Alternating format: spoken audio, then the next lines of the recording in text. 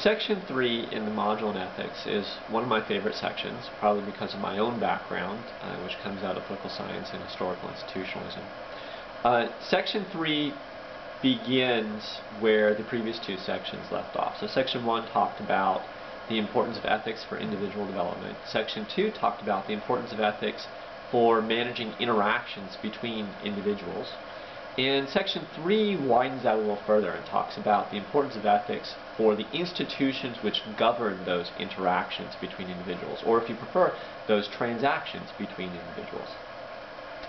There are a lot of authors that approach this subject. We read some of the classics. We start with Douglas North, who won a Nobel Prize for his work on institutional development. And we sort of introduce this notion of institutions. We try and define what an institution is, and by the way, the definitions of institutions are quite broad. They can include anything which governs any type of interaction between anyone, whether it's formal or legal, whether it's informal, whether it's cultural. So there's kind of a very broad context for defining what an institution is. We look at how those institutions can impact behaviors and how they're reinforced over time. So not just reinforced by laws that are punitive, but also by reward systems, by sort of these Nash equilibria or these mutual understandings, or simply by convention or by culture or other systems.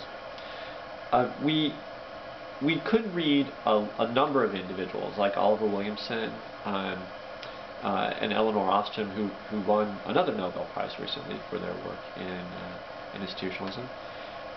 We focus instead on one article which is particularly interesting by Johnson and Acemoglu. And that article takes a historical perspective and looks at how countries have developed over time and makes a fairly strong case that the number one, the most important factor in supporting long-term economic success are strong institutions. And by strong, by the way, we include the notion of ethical in strong. So not just institutions that govern with strength, but institutions that are honest, that support legal contracting, and that support fairness in economic interactions between people. Without those institutions, countries have failed, and frequently do fail over time. But countries that maintain these strong traditions can grow and can persevere even in fairly adverse environments. And they make a very strong case for this.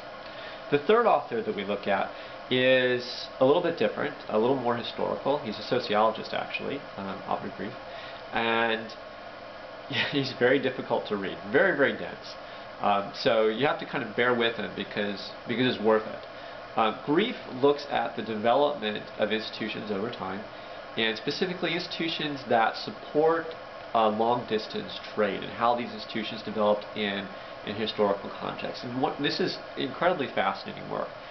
He looks at situations where trade was very, very difficult, where we didn't have the internet or phone. We couldn't check on our business development professionals as they made their way across the sea to try and conduct a sale, and they may or may not return a year later with fantastic profits, or totally broke, or maybe you just never hear from them again at all.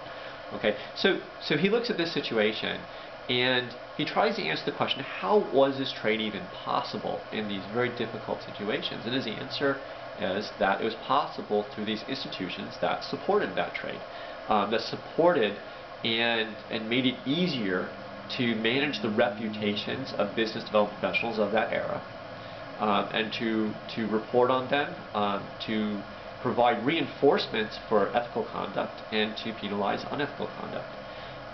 And these information transmission mechanisms that made it all possible.